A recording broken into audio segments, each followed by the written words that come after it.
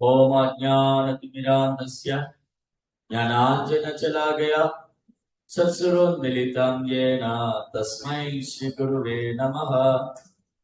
नमो विष्णुपादाय कृष्णप्रेष्ठाय भूतले श्रीमदे भक्तिवेदान्त स्वामीति नामिने नमस्ते सारस्वती देवे गौरवाणी प्रचारिणे निर्विशेष शून्यवादी पाश्चात्य देशतारिणे।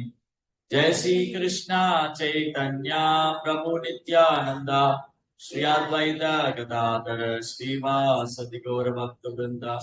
हरे कृष्णा कृष्णा कृष्णा हरे हरे, हरे राम राम राम हरे हरे। हरे कृष्णा பக்தர்களுக்கு இனிமையான காலை வணக்கம். இன்றைய பாகவத சத்சங்க வகுப்புல கலந்துட்டு இருக்கிற எல்லா பக்தனுக்கும் என்னுடைய பணிவான நமஸ்காரம். ஸ்ரீமத் பாகவதம் 3ஆம் ஸ்கந்தம் 1வது அத்தியாயம் விதுர மகாத்மாவுடைய கேள்விகள். இன்னைக்கு படிக்கிற ஸ்லோகம் 16வது பதம். ஸ்வயம் தனுர்வாரி நிதாய மாயாம் பிராதுர்புரோ மர்மசுதாடிதோபி சயுக்தம் அத்யுல்பன கர்ணபானைர் கதப்யதோயா துர்மானயானஹ. இவ்வாறு காதுகளில் பாய்ந்த கொடிய சொல்ல அம்புகளால் இதயத்தில் தாக்கப்பட்ட போதிலும் விதுரர் மனம் கலங்காமல் வில்லை வாயிலில் வைத்துவிட்டு தமையனின் அரண்மனையை விட்டு வெளியேறினார். புறசக்தியின் செயல்கள் மேலாண்மை என்று கருதிய அவர் அதற்காக வருத்தப்படவில்லை. பிரம்மபூத பிரசன்னாத்மா ந சோஷதி ந காங்சதி சமசர்வேஷு பூதேஷு மத்பக்திம் லபதே பரா. பகவான் என்ன சொல்றாரு பகவத்கீதையில? பிரம்மபூத நிலை, பிரம்மபூத ஸ்டேஜ் அப்படிங்கிறது தன்னை உணர்ந்த ஆத்மா. பிரம்மபூத பிரசாந்த ஆத்மா. நான் இந்த உடல் அல்ல, நான் ஆத்மா அப்படின்னு உணர்ந்தவர் எப்பவுமே ஆனந்தத்தில் இருப்பார். பிரசாந்தம், பிரசாந்தம்னா ஜாய்ஃபுல், ஆனந்தம். நான் இந்த உடல் அல்ல, நான் ஆத்மான்னு யார் ஒருத்தர் உணர்றாரோ அவர் எப்பவுமே ஆனந்தத்தில் இருப்பார். பிரம்மபூத பிரசாந்தம். அப்ப ஜீவபூதா பிரம்மபூதா ரெண்டு ஸ்டேஜ் இருக்கு. ஜீவபூதான்னா ஒருத்தர் தன் உடலோட அடையாளப்படுத்திக்கிறது. நான் இந்த உடல், இவர் என்னுடைய அண்ணன், இவர் என் சித்தப்பா பையன், இப்ப பெரியவன், இப்ப தாழ்ந்தவன், அவன் உயர்ந்தவன், ஆண் பெண் மனுஷன் மிருகம், இதெல்லாம் ஜீவபூதா. எப்ப நம்மள உடலோடு அடையாளப்படுத்திக்கிறோமோ, எப்ப நாம நம்ம இந்த உடலோடு அடையாளப்படுத்திக்கிறோமோ அதுக்கு ஜீவபூதா ஸ்டேஜ் பேரு. எப்போ நான் இந்த உடல் அல்ல ஆத்மாங்கிற கண்ணோட்டத்துல பார்க்க ஆரம்பிக்கிறோமோ அது பிரம்மபூதா ஸ்டேஜ் பேரு. பிரம்மபூத பிரசன்னா. ஜீவபூத நிலையில எப்பவுமே ஏக்கமும் கவலையும் இருக்கும். நம்ம இந்த உடலோடு அடையாளப்படுத்திக்கிறதுனாலதான் நம்ம இந்த உடலோடு அடையாளப்படுத்திக்கிறதுனாலதான் பற்றுதல், அதனால விளையக்கூடிய ஏமாற்றம், கவலை, சோகம், வருத்தம், துன்பம், இதெல்லாம் எதனால? பற்றுதல், பௌதிக பற்றுதல். ஜீவபூத நிலையில இருக்கிறவங்களுக்கு இதெல்லாம் இருக்கும். எதுக்காவது ஏக்கப்பட்டுக்கிட்டே இருப்பாங்க, எதுக்காவது கவலைப்பட்டுட்டே இருப்பாங்க. எது மேலேயாவது ஆசை வைப்பாங்க, எது மேல பற்றுதல் வச்சிருப்பாங்க, அது மேல அது கிடைக்கணுமே ஏக்கப்படுவாங்க, அது கிடைக்கலன்னா கவலைப்படுவாங்க. ஆனா யார் ஒருத்தர் கிருஷ்ண உணர்வை பயிற்சி பண்ணி நான் இந்த உடல்ல ஆத்மாங்கிற தளத்துல செயல்பட ஆரம்பிக்கிறாரோ அந்த ஆத்ம தளத்துல படிப்படியா முன்னேற்றம் அடையும் போது அவரு காங்சதி, அவர் எதுக்காக ஏக்கப்பட மாட்டார், எதுக்காக கவலைப்பட மாட்டார். சமசர்வேஷு பூதேஷு, எல்லா ஜீவன்களையும் சமமா பார்ப்பார். எந்த ஜீவன்களையும் பாகுபாடு பார்க்க மாட்டாரு. இது தாவரம், அது விலங்கு, இது மனுஷன், இது பொண்ணு, இது ஆண், நோ. சமசர்வேஷு பூதேஷு, எல்லா ஜீவனையும் ஒரே மாதிரி பார்ப்பாரு. எல்லா ஜீவன்குள்ளேயும் பரமாத்மா இருக்கிறது பாரு. அந்த மாதிரி மனநிலை பக்தி லபதே பராம். அந்த மாதிரி பக்தி தோன்று செஞ்சு ஒரு பகவானை அடைவார். பகவானை உலகத்தை அடையிறதுன்னா ஒரு சாதாரண விஷயம் இல்ல.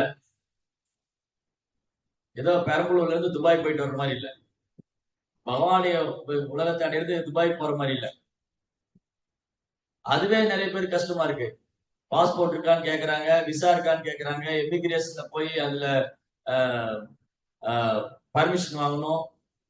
அதுக்கப்புறம் சோ மெனி செக்அப் இருக்கு.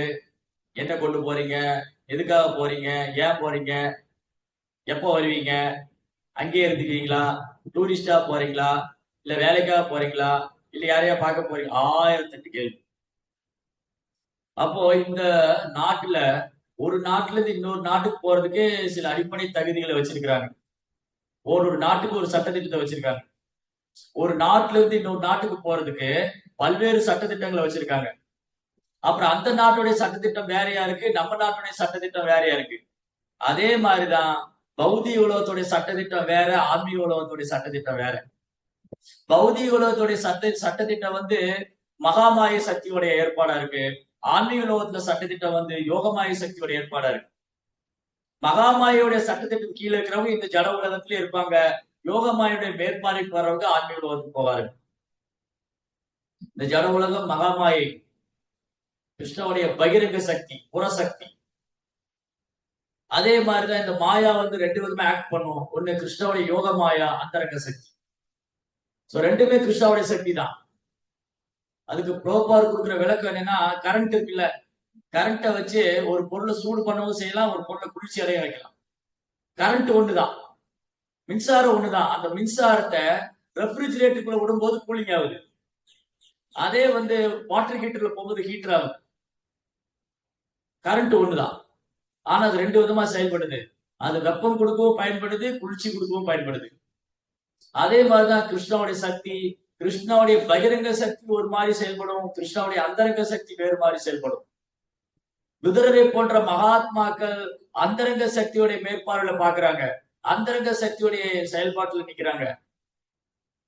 துரியோதனை போன்றவங்க கட்டுண்ட ஆத்மாக்கள், பந்தப்பட்ட ஆத்மாக்கள், நம்மை போன்றவங்க எல்லாம் வந்து பகிரங்க சக்தியுடைய மேற்பார்வை, பகிரங்க சக்தி, புறசக்தி. சோ இந்த புறசக்தி தான் காரணம் இந்த உலகத்துல நம்ம கட்டுண்ட வாழ்க்கையில இருக்கிறதுக்கு. இந்த புறசக்தி எப்படி செயல்படுது? மாயாசக்தி. அதுதான் இங்க ப்ரோப்பா அழகா சொல்றாரு. பிரகிருதியே கிரியமானானி குணை கர்மானி சர்வசக அகங்கார விமூடாத்மா கர்த்தா கவிதி மன்யதே. இந்த புறசக்தினால கவரப்பட்டிருக்கிறவங்க வீண் அகங்காரம் கர்வம் கொண்டு தானே கர்த்தா, தானே அனுபவிப்பாளன், தானே கட்டுப்படுத்துபவன் அப்படின்னு நினைக்கிறார். இதுதான் ஜடையர்க்கின் முக்குணத்தினால, ரஜஸ் தமஸ். ஜடையர்க்கின் முக்குணத்தினால பகிரங்க சக்தினால பீடிக்கப்பட்டிருக்கிறவங்க தானே அனுபவிக்கணும், நானே கர்த்தா, நானே ஈஸ்வரா. அந்த பாவம் தான் துரியோதனன். சோ துரியோதனனுக்கு விதுரனுடைய வார்த்தைகள் மகிழ்ச்சி தர்ற மாதிரி இல்ல. காரணம், விதுரனுடைய வார்த்தைகள் துரியோதன சந்தோஷப்படுத்துற மாதிரி இல்ல. அது வந்து அவனுக்கு எதிரா இருக்கு. காரணம், துரியோதன் வந்து புறசக்தினால செயல்படுறாரு, விதுரர் வந்து அகசக்தினால செயல்படுறாரு.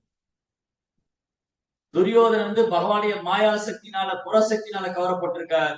விதுரர் வந்து பகவானுடைய ஆத்மீக சக்தினால கவரப்பட்டிருக்கார், அந்தரங்க சக்தினால, யோக மாயா சக்தி.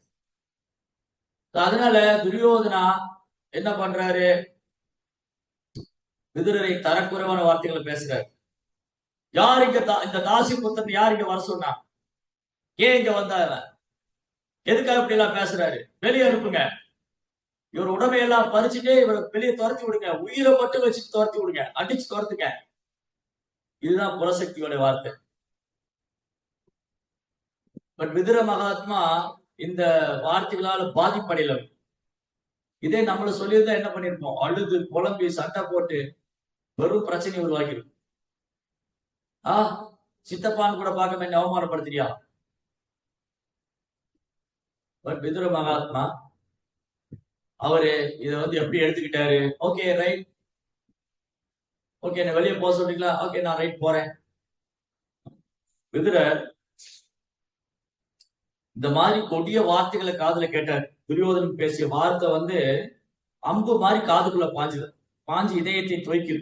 இவ்வாறாக காதலில் பாய்ந்த கொடிய சொல்லம்புகளால் இதயத்தில் தாக்கப்பட்ட விதுரர், தாக்கப்பட்ட போதிலும் விதுரர் மனம் கலங்கவில்லை. அவருக்கு அமைச்சர் பதவி மேல பட்டுதலும் கிடையாது, அஸ்தினாபுரத்து அரியாசனையில அந்த அரண்மனை வாழ்க்கை அனுபவிக்கிற எண்ணமும் கிடையாது. ஓகே, நான் வந்து உங்களுக்கு இந்த திருதராஷ்டிரன் என் சகோதரன், அவனுக்கு உதவி பண்ணதான் இங்க உட்கார்ந்துருக்கேன், என்ன போக சொல்றியா? ரைட், ஓகே நான் போறேன், no problem, no issue, no issue. தமையனின் அரண்மனையை விட்டு வெளியேறினார், மனம் கலங்கவில்லை. அவர் வில்லையும் அவரது வில்லை வாயிலில், அவர் சத்திரியா இல்லையா, வில்லு அம்பு வச்சிருப்பார் விதுரர். இந்த வில்லு அம்பு எதுக்காக? விதுரர் ஏன் வில்லு அம்பு வச்சிருந்தாரு? திருதராஷ்டிரனுக்கு பாதுகாப்பு கொடுக்குதான். ஆனா இப்ப அது தேவையில்லை.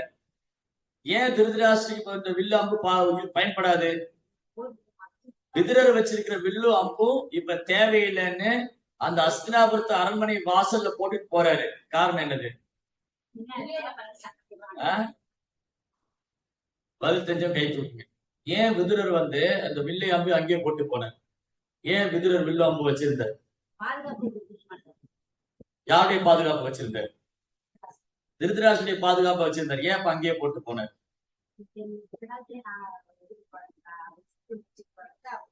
ஏன்னா விதுரருக்கு தெரியும், இனி திருதராஷ்டிரரை யாராலும் பாதுகாக்க முடியாது, துரியோதனை யாராலும் காப்பாற்ற முடியாது. ஏன்னா துரியோதனன் அபராதம் மேல அபராதம் பண்ணிட்டு இருக்கான். திருதராஷ்டிரனும் கண்ணு குருடனா இருந்து அந்த அபராதங்கள்லாம் கேட்டுக்கிட்டு இருக்கான். அதனால இந்த கௌரவர்கள் அழிய போறது உறுதி. இனி இந்த வில்லு அம்பு அவங்களுக்கு தேவைப்படாது, பயன்படாது. விதுரரை போன்ற மகாத்மா அவருடைய கையில் இருக்கிற வில்லு அம்பும் தர்மத்தின் பக்கம் தான் எப்பவுமே நிற்கும். தர்மத்தை காப்பதற்காக தான். அதற்காக தான் அவர் படித்து படிச்சு சொல்றாரு. விதுரர் படிச்சு படிச்சு சொல்றாரு, திருதராஷ்டிரா வேண்டாம். அவன் கேட்க தயாரா இல்ல. இனி இந்த அம்பு பயன்படாது அப்படின்னு அங்கேயே போட்டுட்டு அவர் தீர்த்த யாத்திரை போறாரு. அரண்மனையை விட்டு அரண்மனை வாசல்ல போட்டுட்டு என்ன பண்றாரு விதுரர்? அரண்மனையை விட்டு வெளியேறார். புறசக்தியின் செயல்கள் மேலாண்மை என்று கருதிய அவர் அதற்காக வருத்தப்படவில்லை. இவரு விதுரர் என்ன எப்படி பாக்குறாரு? இந்த மாயா சக்திய கிருஷ்ணாவுடைய கருணையா பாக்குறாரு.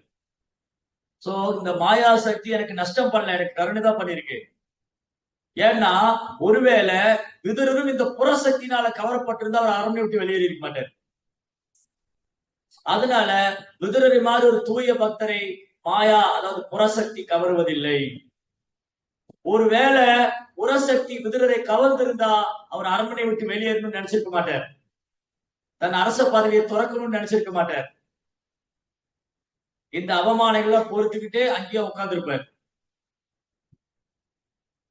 நேற்று நம்ம படிச்ச மாதிரி விதுரர் மேலும் மேலும் துரியோதன அபராதம் செய்யறதுக்கு அங்கிருந்து விலகிறது நல்லதுன்னு நினைச்சார். இப்ப பேசினவன் நாளைக்கு அடிக்கவே செய்யலாம். அப்பேற்பட்ட ஆள் தான் துரியோதனன். அதனால துரியோதனும் திருதராஷ்டிரரும் மேலும் மேலும் அபராதம் பண்றது நாம வழிவகுக்க வேண்டாம் அப்படின்னு வீட்டை விட்டு வெளியே அவர் புனித ஸ்தலங்களுக்கு யாத்திரை போறார். விதுரர் தன் தமையனின் ராஜபோக வாழ்வில் ஒருபோதும் கவரப்படவில்லை. அரண்மனை விட்டு வெளியேறி பகவானின் உன்னத அன்பு தொண்டிற்காக தன்னை முழுமையாக அர்ப்பணித்துக் கொள்ள அவர் தயாராக இருந்தார். துரியோதனின் கருணையால் அந்த அரிய வாய்ப்பை இப்பொழுது அவர் பெற்றார். பாருங்க, துரியோதனை கருணை சொல்றாரு பிரம்மர் சொல்றாரு, துரியோதனை கருணைங்கிறார். நாமளும் என்ன சொல்லுவோம்? இந்த துரியோதன் அயோக்கியன் என்னை திட்டி விட்டான், சண்டைக்கு போ. விதுரர் எப்படி பாக்குறாரு? துரியோதனை மேல கருணை காமிச்சிருக்கான்.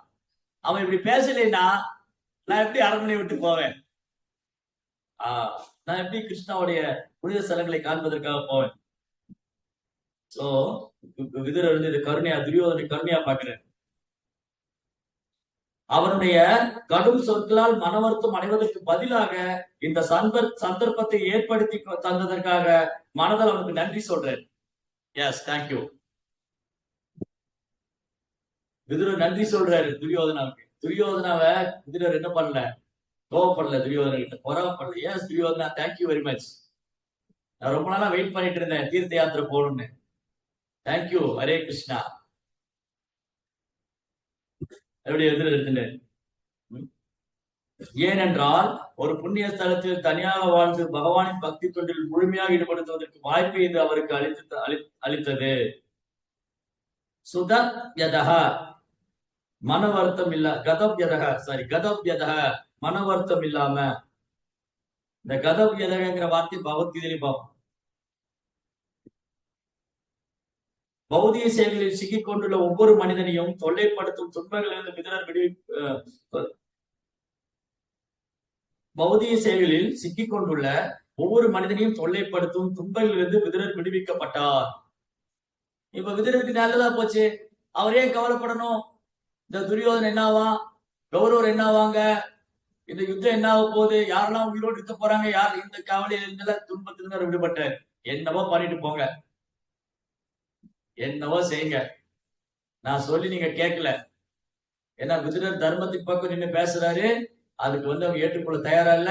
இந்த விளைவு என்னவா இருக்குன்னு அவருக்கு தெரியும். அதனால அதுல ஒரு பாதிப்படையும் இல்லை.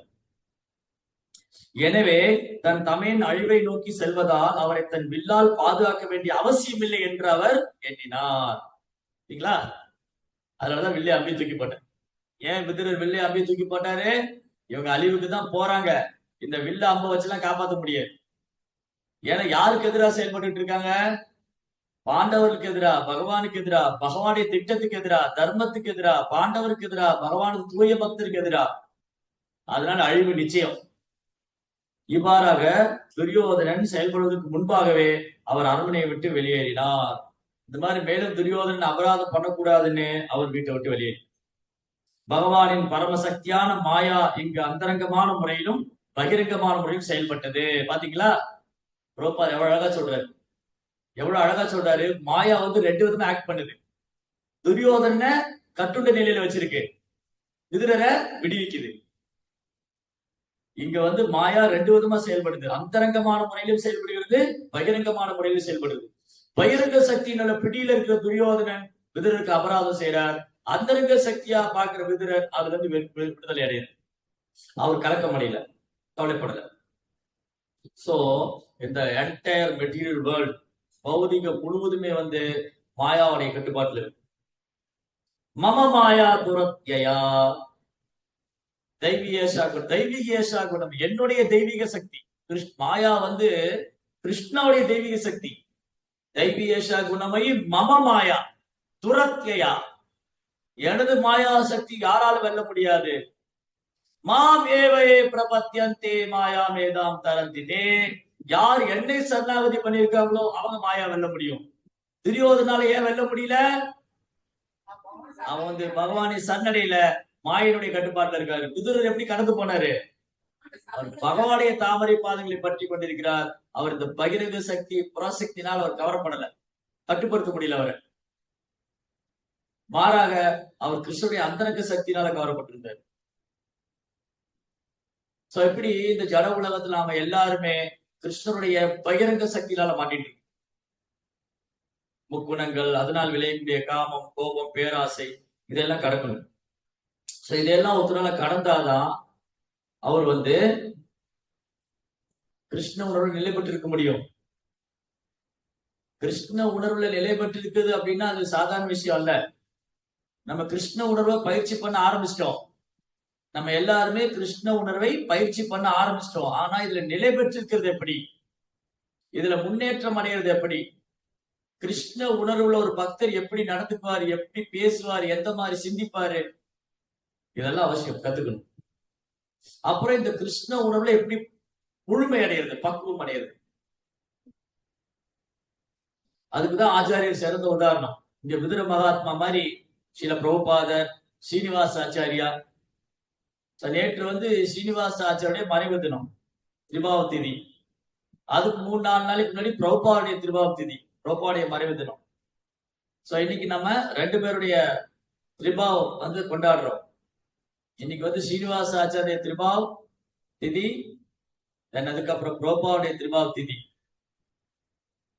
மதியம் நடக்கூடிய சத்சங்கத்துல பிரபுபாவுடைய மகிமைகள். இப்போ ஸ்ரீனிவாச ஆச்சாரிய பற்றி சில விஷயங்கள். எப்படி ஸ்ரீனிவாச ஆச்சாரியா சைதன்ய மகாபிரபுனால் கவரப்பட்டிருந்தாரு, சைதன்ய மகாபுடைய நாம ரூப குணாதிசயங்கள்.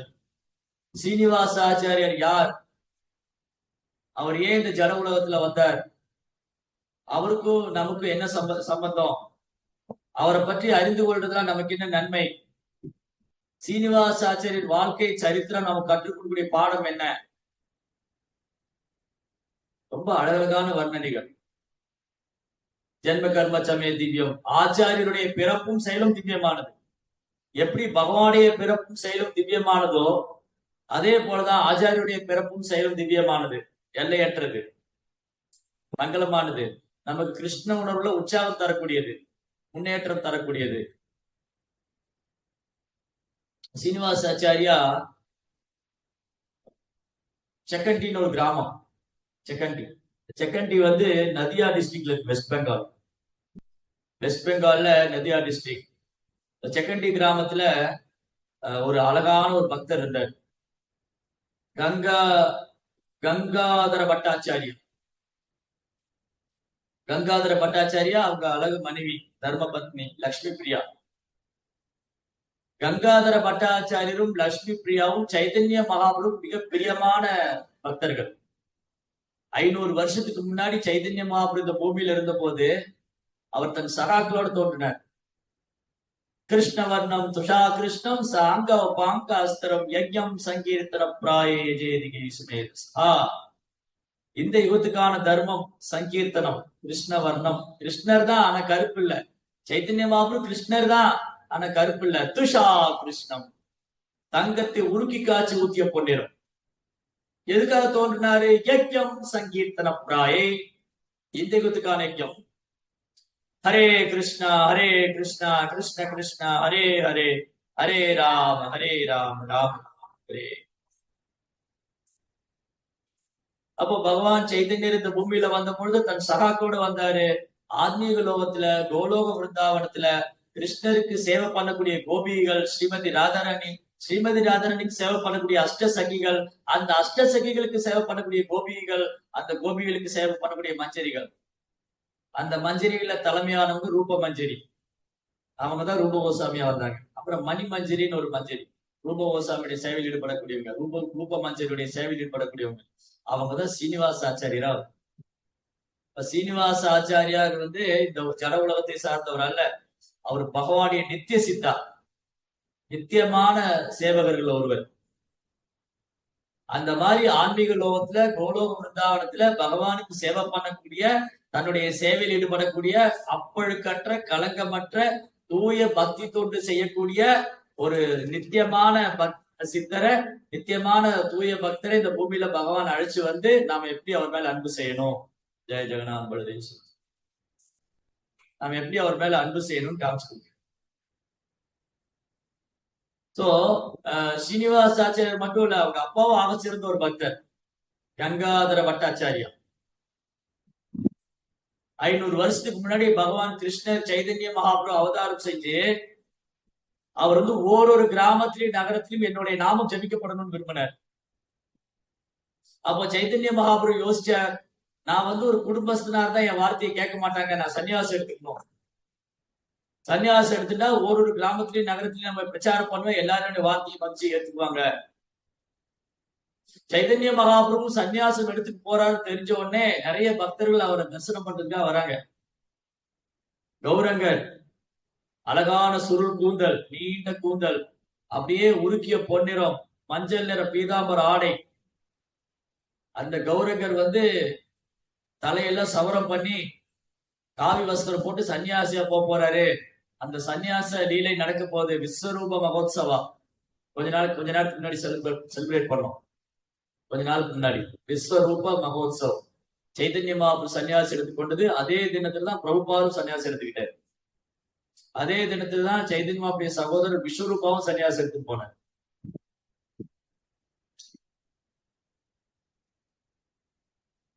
சோ கிருஷ்ண உணர்வை பிரச்சாரம் செய்யறதுக்காக, எண்ணற்ற ஜீவன்களை கட்டுண்ட வாழ்க்கையிலிருந்து விடுவிக்கிறதுக்காக சில நேரங்கள்ல தூய பக்தர்கள் சன்னியாசம் எடுத்துக்கிறாங்க, ஆச்சாரியர்கள், குருமார்கள்.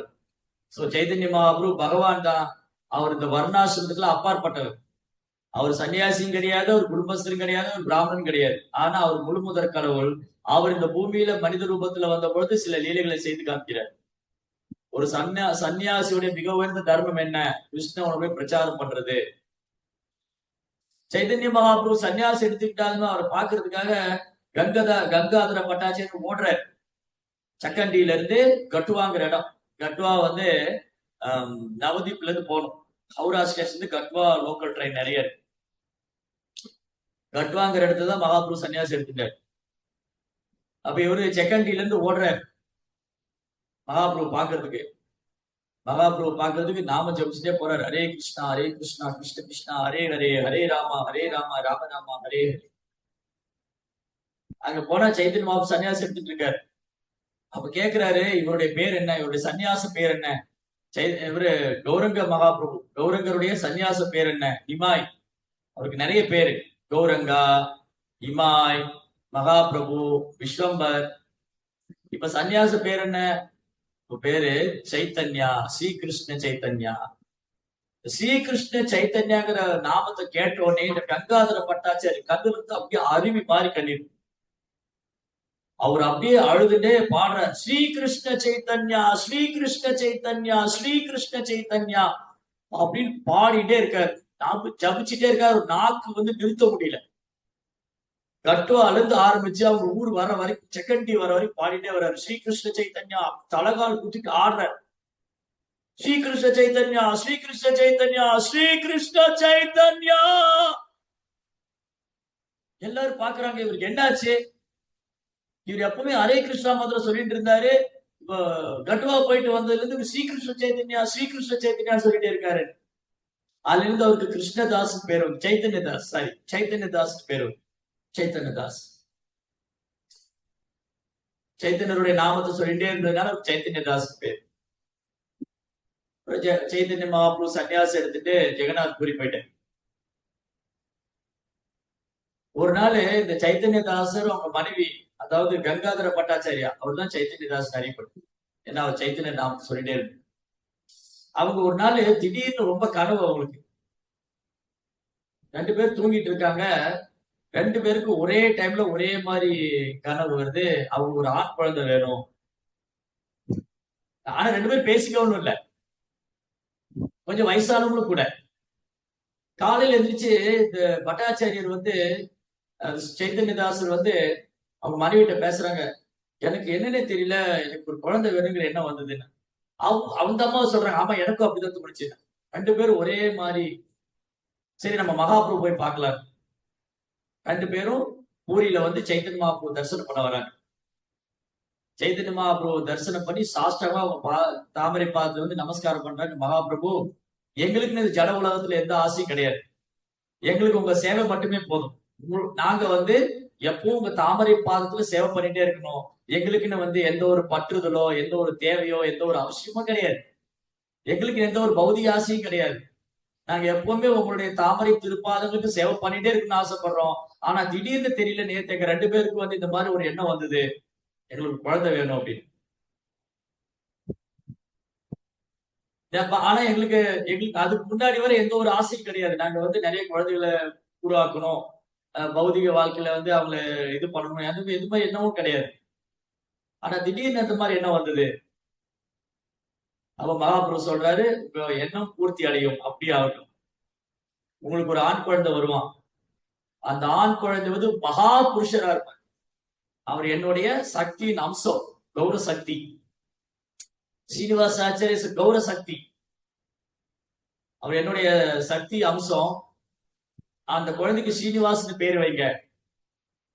என்னுடைய சக்தியின் அம்சமா அந்த குழந்தை உங்களுக்கு வரும். அந்த குழந்தைக்கு ஸ்ரீனிவாசன் பேர் வைங்க. அந்த குழந்தை பிற்காலத்துல கிருஷ்ண பக்தியில எல்லாரையும் மூழ்கடிப்பார். எல்லாருக்கும் கிருஷ்ண பிரேமத்தை கொடுப்பார். ஒரிசா, பெங்கால் இந்த மாதிரி பகுதிகளில் அவர் சுற்றுப்பயணம் செஞ்சு ஆயிரக்கணக்கான லட்சக்கணக்கான பேரை இந்த மாயாசக்தி, கிருஷ்ணனுடைய புறசக்தி, என்னுடைய புறசக்தி அறியாமையில இந்த மாயாசக்தியில மயங்கி இருக்கிற முட்டாள் ஜீவன்களை அவர் விடுவிப்பார். ஸ்ரீனிவாஸ் எங்கெல்லாம் போறாரோ, யாரெல்லாம் சந்திக்கிறாரோ அவங்களுக்கு எல்லாம் கிருஷ்ண பிரேமம் கிடைக்கும் அப்படின்னு மகாபிரபு ஆசீர்வதிக்கிறார். ஜெய் ஸ்ரீ சைத்தன்ய மகாபிரபு கி, ஸ்ரீனிவாச ஆச்சாரியா கி. நீ எல்லாருக்கும் இந்த கூட இருந்த மகாபிரபுடைய சகாக்களுக்கு எல்லாம் என்னமோ பேசிட்டு இருக்காங்க, என்னன்னு தெரிஞ்சுக்கிட்டு ரொம்ப ஆசை. ஏன்னா இவங்க 2 பேரும் இது வரைக்கும் மகாபிரபுட்ட எதுவுமே கேட்டதில்லை. இப்ப கங்காதர பட்டாச்சாரியர் என்ன கேட்டாரு, மகாபிரபு என்ன வரம் கொடுத்தாரு, என்ன நடந்தது, ரொம்ப ஆர்வமா இருக்காங்க எல்லாரும் தெரிஞ்சுக்கணும். ஏன்னா அவ்வளவு தூய பக்தர் அவர். அப்போ கோவிந்தா போய் எல்லாம் சொல்றாங்க, நீங்க மகாபிரபுட்ட பேசும்போது இன்னைக்கு அவங்க என்ன ஆசீர்வாதம் கொடுத்தாரு நான் தெரிஞ்சுக்கணும். ரொம்ப நல்ல பக்தர், அவங்க என்ன கேட்டுப்பாங்க மகாபிரபுட்ட, மகாபிரபு என்ன பிளஸ் பண்ணாரு. கோவிந்தா மகாபிரபு சேவை பண்ணிட்டு போது மகாபிரபு சொல்றாரு, கோவிந்தா இந்த 2 தம்பதிகள் இருக்காங்களே, இவங்க எனக்கு ரொம்ப பிரியமானவங்க. இவங்களுக்கு என்னுடைய சக்தியவே நான் குழந்தையா கொடுக்க போறேன். அந்த குழந்தை இந்த உலகத்துக்கு கிருஷ்ண பக்தியில மூழ்கடிப்பார். அப்படி ஒரு குழந்தை அவங்களுக்கு வரப்போகுது, ஸ்ரீனிவாசன். அந்த மாதிரி மகாபிரபுடைய ஆசீர்வாதத்தினால ரொம்ப அழகான ஒரு குழந்தை. அப்படியே ஆஜானு பாகம். அப்படியே பார்த்தா அந்த குழந்தை மகா புருஷன், பறந்து விரிந்த தோள்கள், தாமரை போல கண்கள், 32 அடையாளம். இந்த குழந்தையோடைய சரீரத்துல 32 அடையாளங்கள், ஒரு மகா புருஷனுக்கான அடையாளம். அப்படி ஒரு தேஜஸ் அந்த குழந்தை. மகாபுரு சொன்ன மாதிரி அந்த குழந்தைக்கு ஸ்ரீனிவாஸ் பேர் வச்சாங்க. அப்புறம் கொஞ்ச நாள்ல இந்த ஸ்ரீனிவாசன் குழந்தை பிராயத்துல இருந்து அவ்வளவு ஒரு ஆர்வம் பக்தியில, எது மேலேயும் பற்றுதல் இல்லை, எப்பவுமே கிருஷ்ண நாமத்தை சொல்லணும், பக்தர்களுக்கு சேவை பண்ணணும், இந்த மாதிரிதான் குழந்தை. அப்புறம் அவர் சிறு வயதிலேயே அவங்க அப்பா வந்து கோலவந்தாவன் போயிட்டாரு. அவங்க அம்மா என்ன ஆவாங்க, அந்த ஸ்ரீனிவாஸ் ஆச்சருடைய அம்மா வந்து அவங்க அப்பாவுடைய வீடு, அதாவது ஸ்ரீனிவாசோடைய தாத்தா வீடு ஜாஜிகிராம் ஒரு ஊர், பெங்கால் ஜாஜிகிராம். அங்க ஷிஃப்ட் ஆயிட்டாங்க. ஜாஜிகிராம் செகண்டில இருந்து ஜாஜிகிராம் போயிட்டாங்க. அங்க ஒரு தூய பக்தர் இருக்கார், நரஹரி சர்க்கார் தாக்கூர். இந்த நரஹரி சர்க்கார் தாக்கூர் எங்க கேள்விப்பட்டிருக்கோம்? நரஹரி ஆதி கௌரி சமரதுளாய். நரஹரி சர்க்கார் தாக்கூர் எப்ப வந்து மகாபுருடைய சங்கத்துல வரும்போது அவர் மகாபிரபு சாமரை வீசிட்டே இருப்பார். மகாபிரபு வந்து தன்னை வழிபடுறதுக்கு யாரையுமே அனுமதிக்க மாட்டார். ஏன்னா சைதன்ய மகாபிரபு தன்னை வந்து ஒரு பக்தனா இங்க நடிச்சுட்டு இருக்காரு. அவர் முழுமுதற் கடவுள் தான், ஒரு பக்தனுடைய கதாபாத்திரம் ஏற்று பக்தனாவே நடிச்சிட்டு இருக்காரு. அவர் யாரும் வழிபடுறதுக்கு அனுமதிக்க மாட்டார். ஆனா நரஹரி சர்க்காருக்கு மட்டும் அந்த அனுமதி கொடுத்துருக்கு. நரஹரி சர்க்கார் வந்து சைதன்ய மகாபிரபு சாமர வீசுறார். அவர் வந்து எப்பவுமே மகாபுருடைய லீலைகளையே ஸ்மரணம் பண்ணிட்டு இருப்பார். அவருடைய சந்தோஷம் ஸ்ரீனிவாஸ் கிடைச்சது. ஸ்ரீனிவாஸ் சிறு வயதுல குழந்தையா இருந்த போது அங்க ஜாஜி கிராம்ல நரஹரி சர்க்காருடைய அசோசியேஷன், அவர்கிட்ட இருந்து சைத்தன்ய மகாபுரு லீலைகள், சைத்தன்ய மகாபுருடைய நாம ரூப குணாதிசயங்கள், அவரது மகிமைகள் எல்லாம் கேட்டுட்டே இருப்பார். அவர் கேட்கறது எவ்வளவு அவசியம். கேட்டு கேட்டு சைத்தன்ய மகாபுரு கேட்டு கேட்டு அவர் கண்ணுல இருந்து அப்படி கண்ணீர் வரும். அப்போ ஒரு நாள் வந்து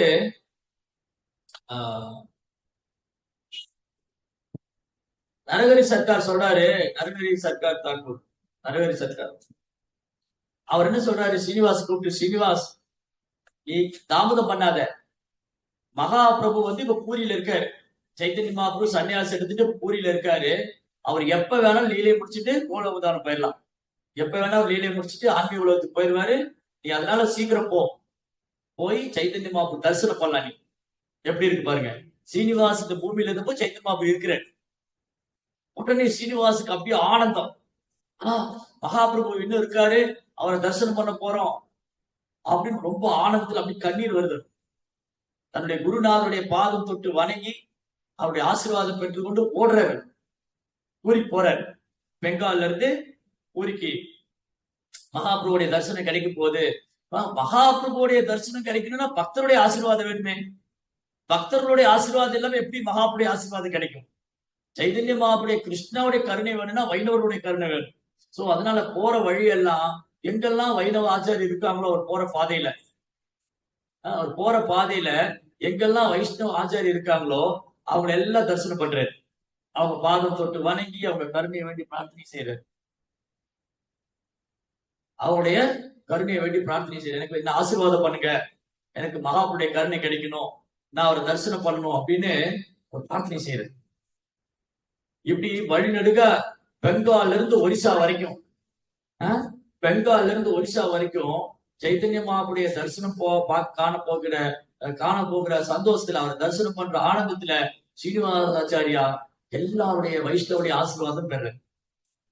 நல்ல முதல் பாடம் இதுதான். எனக்கு வந்து பகவானுடைய ஆசீர்வாதம் வேண்டாம், வைஷ்ணவருடைய ஆசீர்வாதம் வேணும். வைணவருடைய ஆசீர்வாதம் இல்லாம, ஆன்மீகத்துடைய கருணை இல்லாம கிருஷ்ணாவுடைய கருணை எங்கிருந்து வரும்? கிருஷ்ணா யாருன்னே நமக்கு தெரியாது.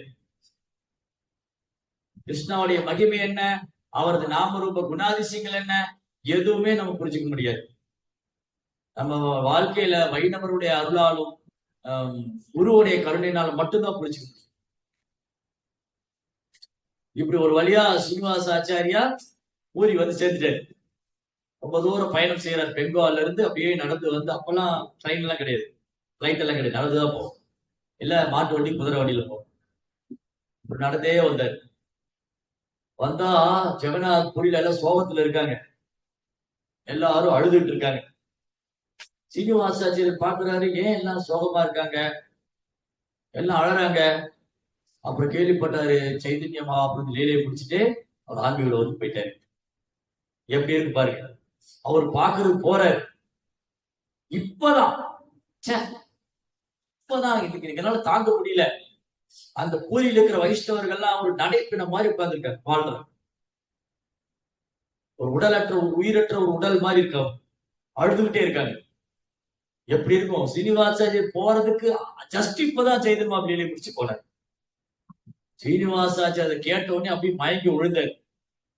என்னடா துர்பாக்கியசாலி, எனக்கு மகாபுர தரிசனம் கிடைக்கலையே, இவ்வளவு வீழ்ந்த கீழ்நிலையான ஆத்மாவானா, என்னால மகாபிரபு தரிசனம் பண்ண முடியல, இனி உயிர் வாழ்ந்த என்ன பிரயோஜனம்? மகாபிரபுக்கு சேவை பண்ண இந்த சரீரம் எதுக்கு? மகாபிரபுவை காணாத இந்த கண்கள் எதுக்கு? மகாபிரபுவை பற்றி கேட்காத இந்த காதுகள் எதுக்கு? அவருக்கு சேவை பண்ண இந்த கரங்கள் எதுக்கு? உன்னை காணாத கண்ணும் கண்ணல்லன்னு சைத்தன்ய மகாபிரபு பார்த்தா பாடணும். ஆனா சினிமால அப்படியே மாத்தி பார்த்தா மாயாவோட புறசக்தி என்ன வேலை செய்யும்னா, ஆண் பொண்ணை பார்த்து பாடுவாங்க, பொண்ணு ஆணை பார்த்து பாடுவாங்க இல்லையா? இதுதான் புறசக்தியோட கவர்ச்சி. ஆனா பக்தனுக்கு எப்படின்னா மகாபிரபு பார்க்காம இருக்க முடியாது.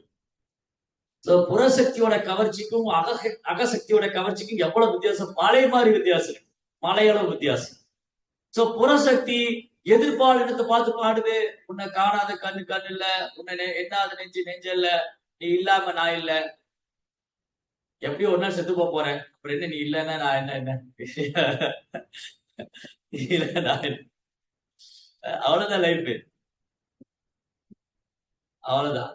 ஆனா உண்மையில இது பகவானை பாட்டு பகவானை பிரிவுல பாடுற கிருஷ்ணா, உங்களை காணாம இந்த கண் எனக்கு எதுக்கு, உங்களை பேசாத வாய் எனக்கு எதுக்கு, உங்களை பத்தி கேட்காத காது எதுக்கு, உங்க நினைக்கவே இல்லை என் நெஞ்சு எதுக்கு வெடிக்கட்டும், நீங்க இல்லாம என்னால எனக்கு உயிர் வாழ முடியாது, நான் இந்த உடலை விடுறேன். அதுதான் பிரிவு உணர்ச்சி. அந்த பிரிவு உணர்ச்சி நம்ம கிருஷ்ணன் மேல வரணும். இப்ப பாருங்க, துளி கூட இல்லை. என்னைக்காவது கவலைப்படுறோமா நான் கிருஷ்ணர் விட்டு வந்துட்டேன் இல்லையா? ஜட உலகத்துல என்னைக்காவது நம்ம கவலைப்படுறோமா நான் கிருஷ்ணா விட்டு பிரிச்சுட்டேன், நான் கிருஷ்ணா விட்டு வந்துட்டேன், நான் ஜட உலகத்துக்கு வந்திருக்கவே கூடாது, ஐயோ என்னால கிருஷ்ணரை பார்க்க முடியலையே, அவரை பத்தி கேட்காம இருக்க முடியலையே, அவரை பத்தி பேசாம இருக்க முடியலையே, அவரை நினைக்காம இருக்க முடியலையே, நினைக்கிறோமா? அப்போ ஆப்போசிட்டா தான் நினைக்குது இல்லையா? இதுதான் மாயா புறசக்தியோட வேலை. மாயாவுடைய மடியில தூங்கிட்டு இருக்கோம். மாயா நம்மள மடியில போட்டு தாளாட்டுது, தூக்கு கண்ணா தூக்கு, கிருஷ்ணர் மறந்துக்கோ, அப்புறம் பாத்துக்கலாம் அப்படின்னு தாளாட்டு. இப்போ சீனிவாசாச்சாரியா கிருஷ்ணா மறைச்சு சைத்தன்ய மகாபிரபு மறைச்சிட்டாருன்னு மயங்கி விழுந்துட்டாரு. ஏந்திரிப்பாரு, அழுவாரு, மயங்கி விழுவாரு, ஏந்திரிப்பாரு, அவரால் நிக்க முடியாது. யங் பாய், சின்ன பையன், ஒரு 13 வயசு தான் இருக்கும், 14 வயசு அவ்வளவுதான் இருக்கும், சிறு வயசு. அன்னைக்கு முடிவு பண்ணார், நான் போய் கடல்ல குதிச்சு, பூரியில கடல்ல போய் குதிச்சு இந்த உடலை விட்டுற போறேன். இந்த பூரி கடலே சரணாமிரதம் தான். சைத்தன்ய மகாபிரபு குளிச்சிருக்காரு, ஹரிதாசருடைய சமாதி எங்கதான் இருக்கு. சோ அதனால நான் ஏன் வாழணும், என்னுடைய வாழ்க்கை அர்த்தப்பட்டதுன்னு கடல்ல குதிக்க போயிட்டாரு. சீனிவாசாச்சாரியா கடல்ல போய் குதிக்க போயிட்டாரு. அங்க சைதன்ய மகாபிரபு நினைச்சு அப்படி மயங்கி விழுந்தாரு. அப்ப அந்த கடல்ல இருந்து மகாபிரபு, சைதன்ய மகாபிரபு, நித்யானந்தர், அத்வைதர் எல்லாம் தோன்றாங்க. ஓ சீனிவாஸ், நான் உன் மூலமா நிறைய சேவையெல்லாம் வச்சிருக்கேன், உனக்கு நிறைய சேவை இருக்கு, நீ இப்ப உடலை விடக்கூடாது, இந்த எண்ணத்தை மாத்திக்கோ. சைத்தன்ய பேசுறாரு, சைத்தன்ய மகாபிரபு சீனிவாசாச்சாரிய பேசுறாரு, ஓ சீனிவாசா, நீ இந்த மாதிரி முடிவெடுக்காத, சோ நான் எப்பவும் உன் கூடயே தான் இருக்கேன், நான் எப்பவும் பக்கத்திலே தான் இருக்கேன், நான் எப்பவும் உன்னை வழி நடத்திட்டு தான் இருக்கேன். சைத்தன்ய மகாபிரபு சொல்றாரு, ஸ்ரீ கௌரங்க மகாபிரபு கி,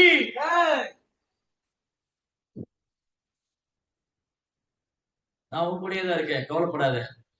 நித்யானந்தர் ஆசீர்வதிக்கிறார், 2 பேரும் ஆசீர்வதிக்கிறாங்க, சைத்தன்யரும் நித்யானந்தரும், அத்வைத பிரபு. மகாபிரபு சொன்னாரு, நீ கவலைப்படாத, நீ டோட்டா கோபிநாத் கோயில போ, அங்க கதாதர் பண்டிதர் இருக்காரு, கதாதர் பண்டிதர் உன்னை கவனிச்சுக்குவாரு, நீ அவர்கிட்ட பாகவதம் கேளு, கதாதர் ரொம்ப அழகா பாகவதம் சொல்லுவாரு, கதாதர்கிட்ட போன.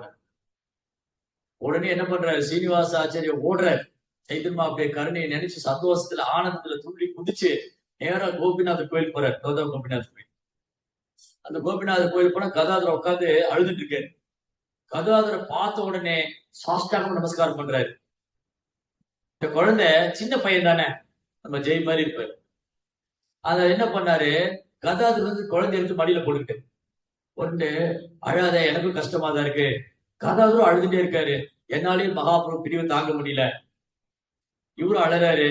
கதாதர் வந்து சீனிவாஸ் மடியில போட்டுட்டார். அப்ப சீனிவாஸ் சொன்னாரு, கதாதர் பண்டிட், நீங்க வந்து மகாபிரபு கூடயே இருந்தீங்க. மகாபிரபு சொன்னாங்க, நான் வந்து உங்க உங்க தரிசனம், உங்க சங்கம் கிடைச்சது நான் செஞ்ச பாக்கியம். மகாபிரபு சொன்னாரு, உங்ககிட்ட பாகவதம் படிச்சுக்க சொன்னாரு. இவரு இந்த பாகவதம் ஓலைச்சுவடி இருக்கு இல்லையா, அப்பெல்லாம் ஓலையில இருக்கு பாகவதம்லாம். 500 வருஷத்துக்கு முன்னாடி இந்த மாதிரி பேப்பர் பிரிண்டிங் இல்ல, ஓலையில எழுதி வச்சிருப்பாங்க. அந்த ஓலைய இவர் பாகவதம் எடுப்பாரு.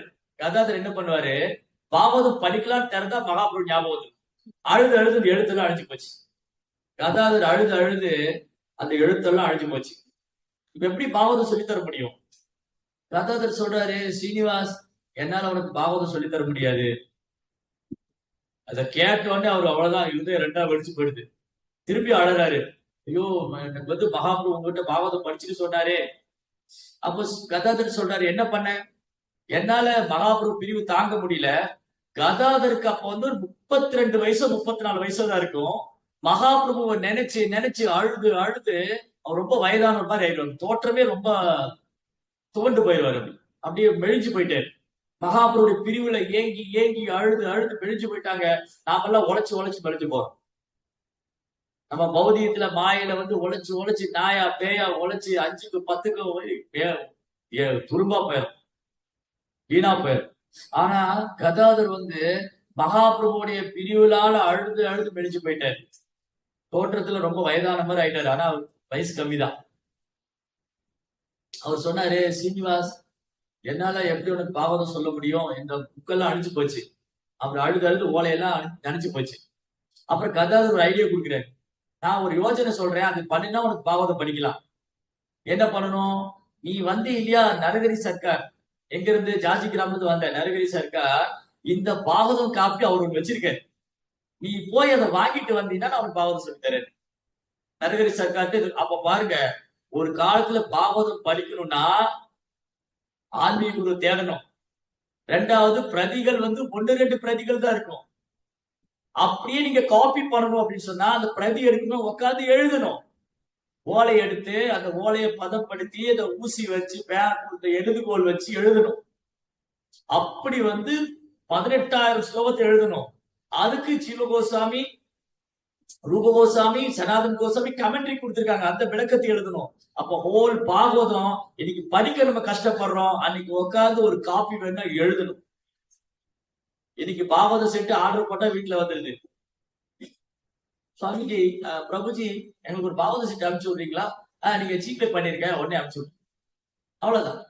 வீட்டுல வந்து தெரியும். இன்னைக்கு பிரபுபாதுடைய கருணையால, சில பிரபுபாடைய கருணையால பாகவதம் நம்ம வீட்டை தேடி வருது. ஒரு நாள் பாகவதம் படிக்கணும்னா பாகவத்தை தேடி போகணும், பாகவதர்களை தேடி போகணும், அதை உட்கார்ந்து பிரதி எடுக்கணும். சாதாரண விஷயம் இல்ல. அரே சோ சீனிவாசாச்சாரியர் என்ன பண்ணாரு, கதாதர் சொன்னாரு, என்கிட்ட ஒரு காப்பி தான் இருக்குது, அழிஞ்சு போயிடுது, நீ போய் இன்னொரு காப்பி எடுத்துட்டு வர. எங்க இருந்து? ஆனா சொல்றாரு, சீக்கிரம் வந்துரு, என்னால மகாபிரபு பிரிவு தாங்க முடியல, நீ சீக்கிரம் வந்திருக்கிறாரு. ஏன்னா இவர் எப்போனாலும் உடலை விட்டுருவாரு, அந்த கண்டிஷன் தான் அவருக்கு. மகாபுடைய பிரிவு தாங்க முடியாம துயரத்திலே உட்கார்ந்துட்டு இருக்காரு. நான் எப்ப வேணாலும் உடலை விட்டுருவேன், நீ சீக்கிரம் வந்துருங்க. ஓடுறாரு இங்க இருந்து. பூரியில இருந்து திரும்பியும் பெங்கால் ஓடி வர்றாரு. ஓடி வந்து தன் குருநாதரை பார்த்து அவருக்கு நமஸ்காரம் பண்ணி, அந்த கொடுங்க, பாகவத செட்டு கொடுங்க, அந்த ஓலையில அடுத்து திரும்ப ஓடி வர்றாரு. திரும்ப ஓடி வந்தா என்னாச்சு, கதாதர் மறைஞ்சிட்டாரு. எல்லாம் அழுதுட்டு இருக்காங்க. ஊரியே ஸ்லோகத்துல இருக்கு, எல்லாம் சோகத்துல இருக்காங்க. ஒரு பக்தர் முகத்திலயும் சந்தோஷம் இல்ல. என்னாச்சு, ஏன் என்ன சீனிவாஸ், உனக்கு விஷயம் தெரியாதா? ஒண்ணும் தெரியாதே, நான் பெங்கால்ல இருந்து வரேன். கதாதர் நம்மளை விட்டு பிரிஞ்சுட்டாரு, அவ்வளவுதான். இவர் கதாதர் பிரபுன்னு மயங்கி விழுதாரு. ஏந்திருப்பாரு, அழுவாரு, மயங்கி விழுவாரு. கதாதர் பண்ணி கருணை எனக்கு கிடைக்கலையே, அவர் தரிசனம் பண்ண முடியலையே, அவர் பாகவதம் சொல்லித்தரேன்னாரு, இனி எனக்கு யாரு பாகவதம் சொல்லி தருவா, இனி எனக்கு யாரு கிருஷ்ண பக்தி தருவா?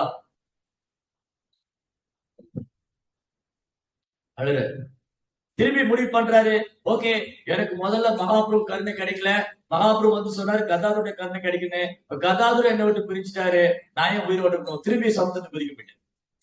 திருப்பி போய் கடல்ல குதிச்சு சமுத்திரத்துல போய் இந்த உடலை விட்டுருவேன். இப்போ ஸ்ரீனிவாஸ் கடல்ல போய் குதிக்கும் போது 5 பேர் மேல வராங்க. ஸ்ரீ கிருஷ்ண சைத்தன்யா, பிரபு நித்யானந்தா, ஸ்ரீ அத்வைத கதாதர ஸ்ரீவாஸ் அதிகோர் பக்தர் வந்தா, ஹரே கிருஷ்ணா கிருஷ்ண கிருஷ்ணா ஹரே ஹரே, ஹரே ராம் ராம். இப்ப சைத்தன்ய மாப்பு சொல்றாரு, கதாதர ஸ்ரீனிவாஸ் அழாத, கதாதர் என்கிட்ட வந்துட்டாரு, அவருக்கு என்னுடைய பிரிவு தாக்க முடியல, நீ அழாத, நீ இப்ப என்ன பண்ணு, நீ பிருந்தாவனத்துக்கு போ, பிருந்தாவன்ல போய் ரூப கோசாமி சனாதன் கோசாமி இருக்காங்க, அவங்க நீ பாவதம் படிச்சுக்கணும், அவங்க உனக்கு எல்லாம் சொல்லி தருவாங்க, நீங்க அவங்களுக்கு போய் சேவை பண்ணணும். ஆனாலும் ஜெகநாத் சுவாமிக்கு ஆனா ஸ்ரீனிவாஸ் தான் தாங்க முடியல, பஞ்சதத்துவங்கள் எல்லாம் மறைஞ்சிட்டாங்க. இப்போ இந்த ஸ்ரீனிவாசுடைய பக்தியில யாரு மறைஞ்சிருந்தாங்களோ அவங்க நேரடியா வந்து தரிசனம் கொடுக்குறாங்க. பஞ்சதத்துவம் தன் மனதை சமாதானப்படுத்திட்டாரு, மகாபுரு தரிசனம் கிடைச்சது, நித்யானந்தோட தரிசனம் கிடைச்சது, கதாதரோட தரிசனம் கிடைச்சது. இப்ப அவங்களுடைய கட்டளையில பிருந்தாவனம் போகணும். எங்க இருந்து? ஊரில இருந்து பிருந்தாவனம் கிட்டத்தட்ட 1000கணக்கான மைல் டிராவல் பண்ணணும். அப்படியே மகாபுருடைய கட்டளையே நினைச்சுக்கிட்டு அவரே நினைச்சிட்டு வழி நடுக மகாமந்திரம் ஜபிச்சுட்டு ஒரு பிருந்தாவனம் வர. மதுரால வந்து விஸ்ராம் காட்னு ஒரு இடம் இருக்கு. காட்னா படித்துறை, யமுனையோடைய படித்துறை, மதுரால யமுனையோடைய படித்துறை. அங்க போய் யமுனையில குளிக்கிறாரு. குளிச்சுட்டு பார்த்தா எல்லாரும் சோகமா இருக்காங்க. பக்தர்கள் முகத்துல சந்தோஷமே இல்லை, எல்லாரும் சோகமா இருக்காங்க. ஒரு நடைப்பெண மாதிரி போறாங்க வர்றாங்க, யாருமே சந்தோஷமா இல்லை. ஸ்ரீனிவாஸ் கேக்குறாரு, ஏன் எல்லாம் மாதிரி கவலையா இருக்காங்க, வருத்தமா இருக்காங்க, ஏன் பக்தர்னா சந்தோஷமா இருப்பாங்களே, வைணவர்னா சந்தோஷமா இருப்பாங்க, ஆனந்தமா இருப்பாங்க, ஏன் எல்லாம் இப்படி இருக்காங்க? என்ன சொல்ல, எல்லாம் நம்ம நேரம், நம்ம ஏன் தான் இனி வாழணும், இது யார் நம்மளை வழி நடத்துவாங்க, இது யார் இருக்காங்க நமக்கு, இன்னைக்கு நமக்கு யார் இருக்கா, யார் நம்மளை வழி நடத்துவா, என்ன பண்றது, எங்களால உயிர் வாழவே முடியாத கஷ்டமா வாழ்ந்துட்டு இருக்கோம். ஏன் என்ன நடந்தது? ரூப கோசாமி சனாதன் கோசாமி நம்ம விட்டு போயிட்டாங்க. இவர் யாரு நம்பி வந்தாரு? ரூப கோசாமி சனாதன் கோசாமி நம்பி வந்தா அவங்களும் மகாபுலியில போயிட்டாங்க. அவ்வளவுதான், ஹதயம் ரெண்டா உடைஞ்சது. ஸ்ரீனிவாசன், நான் எவ்வளவு துர்பாக்கியசாலி, எனக்கு வந்து பாருங்க, இந்த ரூப கோசாமியுடைய சனாதன் கோசாமி அந்த தூய பக்தனுடைய சங்கமும் கிடைக்கலையே, நான் எவ்வளவு வீணா போனேன்னு அழுதுட்டு போய் யமுனையில குதிச்சு உடல் ஓட போறேன், வேண்டாம் எனக்கு. அப்போ எந்த அளவுக்கு பிரிவு உணர்ச்சி இருந்தா, எந்த அளவுக்கு பகவான் மேலே பக்தர்கள் மேலே அன்பு இருந்தா அவரால் இந்த உயிர் வாழ முடியலங்கிற சூழ்நிலை. நம்ம பகவானை மறந்து போய் சந்தோஷமா உயிர் வாழ்ந்துட்டு இருக்கோம் இல்லையா? தூய பக்தர்களால பகவானை மறந்து உயிர் வாழ முடியல, நம்மளால பௌதிகம் இல்லைன்னா உயிர் வாழ முடியல. அதெல்லாம் முடியாது. எனக்கு பக்தியும் வேணும், பௌதிகம் வேணும். ஆனா தூய பக்தருக்கு இந்த இது வேணும் அது வேணும் இல்ல, அவங்க வந்து பதிவரதை மாதிரி, கணவன் மட்டும் போதுங்கிறோம், மனைவி மட்டும் போதுங்கிறோம், வேற எதுவும் எனக்கு வேண்டாம், கணவனுக்கு மட்டும் சேவை பண்ணணும், மனைவியை மட்டும் பார்க்கணும். நமக்கு 1000 விஷயங்கள் வச்சுக்கணும். அதனாலதான் நமக்கு அந்த பிரிவு உணர்ச்சி வர மாட்டேங்குது, கிருஷ்ணன் மேல அழுக வர மாட்டேங்குது, நாமத்துல வந்து ஜபிக்கும் போது கண்ணுல கண்ணீர் வரலாம், தூக்கம் தான் வருது, பாவதம் கேட்கும் போது தூக்கம் தான் வருது. சீனிவாசாச்சருக்கு யாரு பாவதம் சொல்லி தருவாரு ஓடிட்டு இருக்க, பாவதம் கிளாஸா அது ஆன்லைன்ல கூட கேட்கலாம் ப்ரோ, இப்பதான் எல்லாம் ஆன்லைன்ல இருக்கு, ஆன்லைன்ல கேட்க. நிறைய பேர் சொல்லுவாங்க, சிலர் அதை ரியலைஸ் பண்ணுவாங்க, என்னதான் ஆன்லைன்ல கேட்டா நேர்ல கேட்கிற மாதிரி இருக்காது, ஆன்லைன்ல உட்காந்து கேட்கறத விட நேர்ல கேட்கறது இல்லை. ஏன்னா நேர்ல கேட்கும் போதுதான் அதோடைய என்ன சொல்றது, அது அந்த ஒரு பர்சனலா இருக்கிற மாதிரி அது ஒரு வைப். எனிவே அட்லீஸ்ட் ஆன்லைன்லயே கேட்கணும். சோ சீனிவாச ஆச்சாரியா அவர் வந்து அழறாரு, எனக்கு ரூப கோசாமியுடைய சங்கம் கிடைக்கல, சனாதன் கோசாமியுடைய வழிகாட்டுதல், அவங்க 2 பேருடைய ஆசீர்வாதம் கிடைக்கல, வழிகாட்டுதல் கிடைக்கல, ஏன் வாழ். அப்போ ரூப கோசாமி சனாதன் வந்து யமுனையில இருந்து வராங்க. சீனிவாஸ் நீ அழாத, எல்லாம் மகாபுருடைய ஏற்பாடு, இங்க நடக்கிறது எல்லாமே மகாபிரபுடைய திட்டம், அவர் ஏற்பாடு. மகாபிரபு உன்னை முழுமையா ஆசீர்வதிச்சிருக்காரு, நீ எதுக்கும் கவலைப்படாத, எதுக்காகவும் ஏற்கப்படாத. நாங்க எப்போ உங்க கூட இருக்கோம், நாங்க எப்போ உங்க கூட இருக்கோம். நீ என்ன பண்ணு, கோபால் பட்ட கோசாமி இருக்காரு, அவர்கிட்ட போய் சாஸ்திரம் படிச்சு. கோபால் பட்ட கோசாமி தீட்சை வாங்கிட்டு, அப்புறம் ஜீவ கோசாமி இருக்காரு, நாங்க 2 பேரும் மறைச்சிட்டோம். இன்னும் கோபால் பட்டர் இருக்காரு, ஜீவ கோசாமி இருக்காங்க. நீ வந்து கோபால் பட்டர்கிட்ட தீட்சை வாங்கிட்டு ஜீவ கோசாமி சாஸ்திரம் படிச்சுக்கோ. இதுதான் மகாபுடைய விருப்பம். மகாபிரபு இதுதான் விரும்புறாரு. நீ வந்து கோபால் பட்டர்கிட்ட தீட்சை வாங்கணும், ஜீவ கோசாமி சாஸ்திரம் படிக்கணும். அப்போ ராதாரமணர் டெம்பிள் விருந்தாவனத்துல ரொம்ப அழகான விக்கிரகம். ராதாரமணர் கோயில்ல வந்து கோபால் பட்டர் உட்கார்ந்துருக்காரு. அப்படி ஒரு தேஜஸ், அப்படி சூரியன் மாதிரி பிரகாசிக்கிறது. அப்படி சாஷ்டாகமா நமஸ்காரம் பண்ணார் ஸ்ரீனிவாஸ். ஓ பிரபு, கோபால் பட்டரே, தயவுசெய்து என்ன ஆசீர்வாதம் பண்ணுங்க, நம்ம சீடரா ஏத்துக்குங்க. கோபால் பட்டர் தன் மடியில வச்சுட்டு, சாரி ஸ்ரீனிவாச தன் மடியில போட்டு அவர் ஆசிரியர். ஓ, இந்த குழந்தை இது வந்து மகாபிரபுவால் சக்தி அளிக்கப்பட்ட குழந்தை, இதுக்கு வந்து நான் தீட்சை கொடுத்து மகாபுடைய விருப்பத்தை நான் நிறைவேற்றணும். கோபால் பட்டா வந்து ஸ்ரீனிவாஸ் தீட்சை கொடுத்துட்டு என் ஜீவ கோசாமி போய் சாஸ்திரம் படிச்சு. அங்க வந்து ஜீவ கோசாமி ஆசிரமத்துல ரொம்ப எளிமையான சேவை.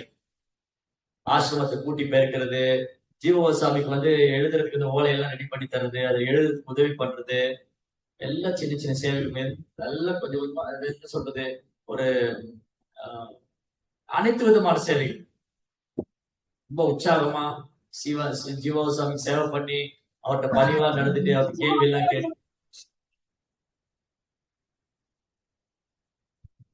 கேள்வி எல்லாம் கேட்டு சாஸ்திரம் படிச்சுட்டு வெறும் பண்டிதர் ஸ்ரீனிவாஸ் அப்படிங்கிறதுக்கு ஆச்சாரியாங்கிற பட்டம் ஜீவ கோசாமி கொடுக்கிறார். அதுக்கு முன்னாடி வரைக்கும் ஒரு ஸ்ரீனிவாசுடைய நாலேஜ், ஸ்ரீனிவாச வந்து ஜீவ கோசாமி என்ன சொன்னா டக்குன்னு சொல்றாரு. அவர் என்ன சாஸ்திரம் சொல்லி கொடுத்தாலும் உடனே கிரகிச்சுக்கிறார், அதை உடனே ரிப்பீட் பண்றாரு. அவ்வளவு ஞாபக சக்தி, அவ்வளவு புத்தி கூர்மை. இந்த பையன் ஒரு ஆச்சாரியனா வருவான், சாதாரண குழந்தை இல்ல. ஏ ஸ்ரீனிவாஸ், நீ வந்து ஆச்சாரியன். அப்படி அழகா பாகவதம் சொல்லுவேன். பாகவதம் வந்து ஜீவ கோசாமி, ரூப கோசாமி, சனாதன் கோசாமி எப்படி எழுதியிருக்காங்களோ, அவங்க என்ன சொன்னாங்களோ, ஜீவ கோசாமி என்ன விளக்கம் கொடுத்திருக்காரோ, அவர் என்ன சொன்னாரோ அதை அப்படியே அழகா சொல்லுவாரு ஸ்ரீனிவாசாச்சாரி. ரொம்ப அழகான காலம் அது. 3 பேரு வெறும் சாதுக்கள் அவங்க. 3 பேர் நம்ம சம்பிரதாயத்துல, நம்ம பிரம்ம மாத்துவ கௌடிய வைஷ்ணவ சம்பிரதாயத்துல சைத்தன்ய மாவுடைய காலத்துக்கு அப்புறம், கோசாமிகளுடைய காலத்துக்கு அப்புறம் 6 கோசாமிகள், ஸ்ரீரூப சனாதன பட்ட ரகுநாத், ஸ்ரீஜீவ கோபால பட்டதாசனம். இந்த 6 கோசாமியுடைய காலத்துக்கு அப்புறம் இந்த சம்பிரதாயத்துக்கு மிக முக்கியமாக திகழ்ந்த ஆச்சாரியர்கள், முப்பெரும் ஆச்சாரியர்கள் ஸ்ரீனிவாச ஆச்சாரியா, நரோத்தம் தாஸ் தாக்கூர், ஷியாமானந்த பண்டிட். ஸ்ரீனிவாச ஆச்சாரியா ஒரிசா, பெங்கால் எல்லாம் டிராவல் பண்ணி பிரச்சாரம் பண்ணாரு. நரோத்தம் தாஸ் தாக்கூர் பெங்கால்ல பிரச்சாரம் பண்ணாரு. ஷியாமானந்த பண்டிதர் ஒரிசால பிரச்சாரம் பண்ணாரு. இவங்க 3 பேரும் சமகாலத்துல வாழ்ந்த, ஒன்னா படிச்ச, ஜீவ கோசாமிட்ட சாஸ்திரம் படிச்சுட்ட பக்தர்கள், ஆச்சாரியர்கள். எந்த ஒரு போட்டி, பொறாம, விருப்பு வெறுப்பு எதுவும் கிடையாது. 3 பேரும் அவ்வளவு அழகா அன்பு செய்வாங்க. 3 பேருமே ஆசிரமத்துல, ஜீவ கோசாமி ஆசிரமத்துல ஆக சிறந்த மாணவர்களா திகழ்ந்தார். நரோத்தம் தாஸ் தாக்கூர் மகாஷயா, நரோத்தம் தாஸுக்கு வந்து மகாஷயான் பேர் பட்டம் கொடுத்தாரு. ஷியாமானந்த பண்டிட் துக்கி கிருஷ்ணதாஸ் அவர் பேர், அவர் தீட்சை பேர் துக்கி கிருஷ்ணதாஸ்.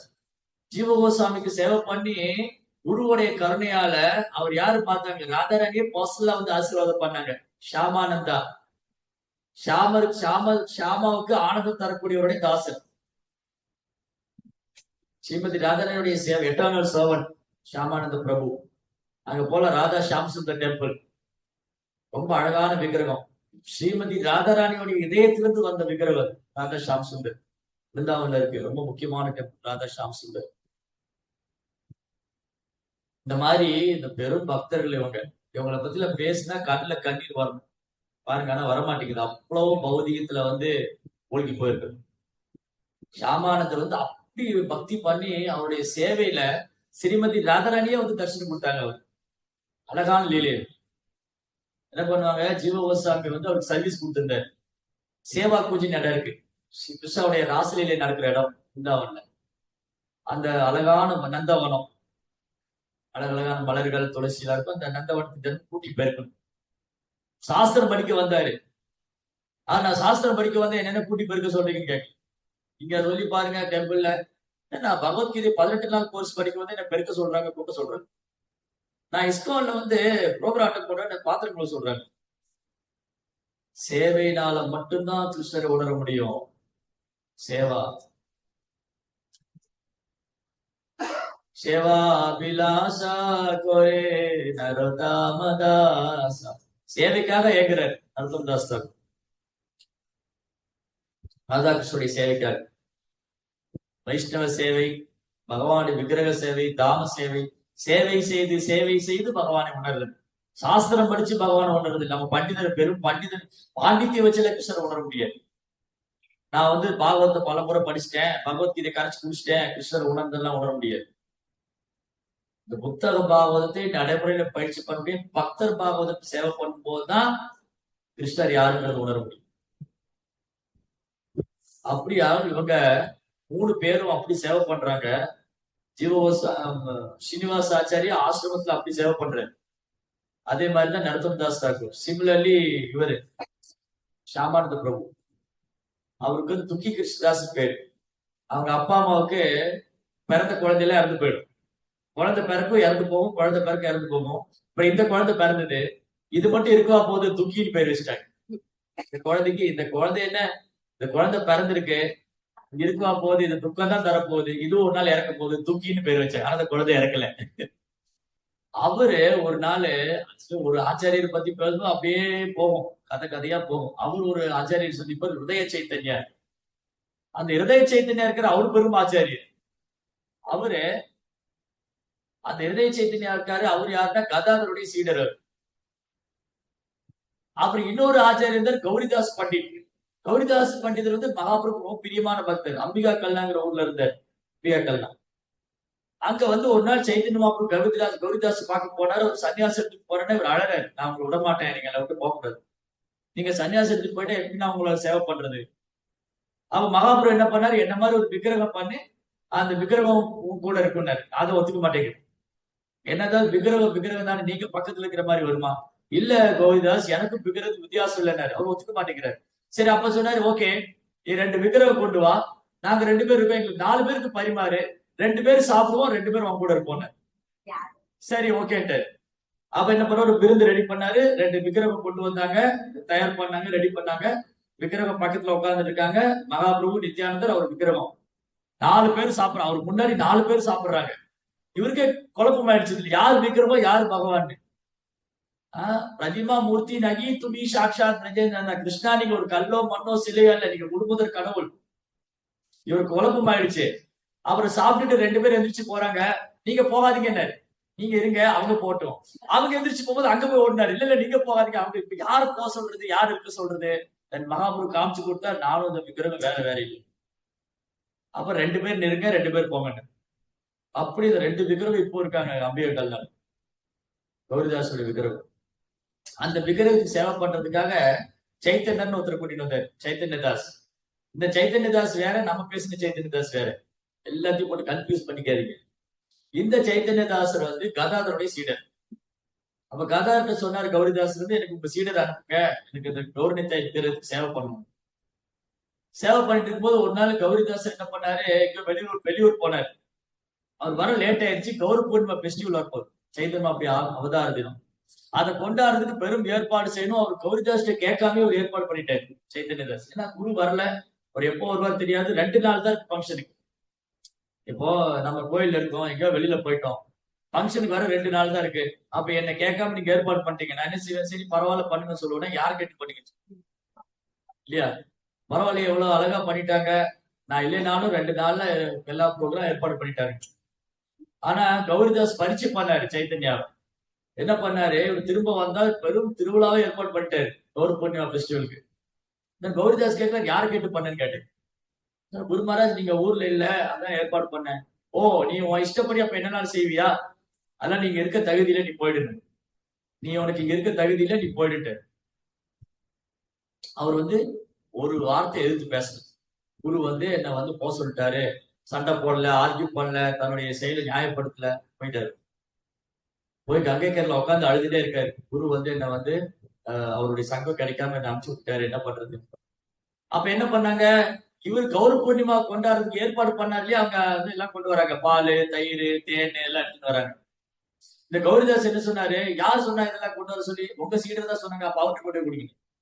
அவர் ஏற்பாடு பண்ண நான் பண்ண மாட்டேன், நானே தனியா பண்றது. அப்ப என்ன பண்றது, அவருக்கு கொடுத்து அங்க ஒரு ஃபெஸ்டிவல் பண்ண சொல்லுங்க. இவங்க எல்லாம் கொண்டு வந்துட்டாங்க. இவங்க என்ன பண்ணாங்க, இந்த பக்தர்கள் தான் பால், அபிஷேகம் தேவையானதான் எடுத்துட்டு வந்துட்டாங்க. இவர் உட்கார்ந்துட்டு இருக்காரு ஒரு குடிசையில, சைத்தன்யர். அவர் கேட்கிறாரு, ஏன் இதெல்லாம் கொண்டு வந்தீங்க? உங்க குருதான் சொன்னாரு, அங்க நீங்க நீங்க வந்து ஏற்பாடு பண்ணதோட எடுத்துக்க மாட்டாரா, அவரே தனியா பண்ணிக்கிறாரா, உன்னை தனியா பண்ண சொன்னாரு. ஓ, குரு அப்படி பண்ண சொன்னாரா? ஆமா. அப்ப ஒரு கட்டளையே நான் செய்யறேன். இவர் தனியா ஒரு ஃபெஸ்டிவல் பண்றாரு. அங்க என்ன ஆயிடுச்சு, இவர் காலையில கௌரிதாசர் வந்து நிவேதனம் பண்றதுக்கு ஸ்கிரீனை திறக்கிற, உள்ள டெய்டி காணும், 2 விக்கிரகத்தையும் காணும். அவர் என்ன நினைச்சிட்டாரு, இவர் தான் தூக்கிட்டு போயிட்டாரு. சில நேரங்கள்ல டெம்பிள்ல பாத்தீங்கன்னா ஆலய இருக்க மாட்டேன், விக்கிரகம் மட்டும் உட்காந்து. சண்டே மட்டும் எல்லாரும் வருவோம் போவோம், மத்த நாள்ல பாருங்க பகவான் பாட்டு பாவம் போல உட்காந்துருப்பாரு, யாருமே இருக்க மாட்டாங்க. பெரிய பெரிய டெம்பிள்ல பெரிய டெம்பிள் கட்டி வச்சிருப்பாங்க. சண்டே மட்டும் எல்லாம் வந்து கீர்த்தன் பாடுவாங்க, டான்ஸ் ஆடும். 10 நாள் ஒரு வீக்காக்காரு, பகவான் மட்டும் உட்காந்து ப்ரோபா பாடிட்டு இருப்பாரு, ஹரே கிருஷ்ணா ஹரே கிருஷ்ணா. ப்ரோபா கீர்த்தனை போட்டுட்டு இருப்பாங்க, அது பாடிட்டு இருக்கு, விக்கிரம் மட்டும் உட்காந்து.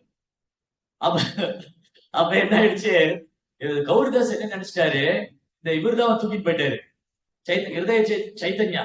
சைத்தன்யா வந்து இந்த விக்கிரத்தை கடத்திட்டு போயிட்டான் அப்படின்னு சொல்லிட்டு ஒரு பெரிய தடி எடுத்துட்டு வர அடிக்கிறதுங்க.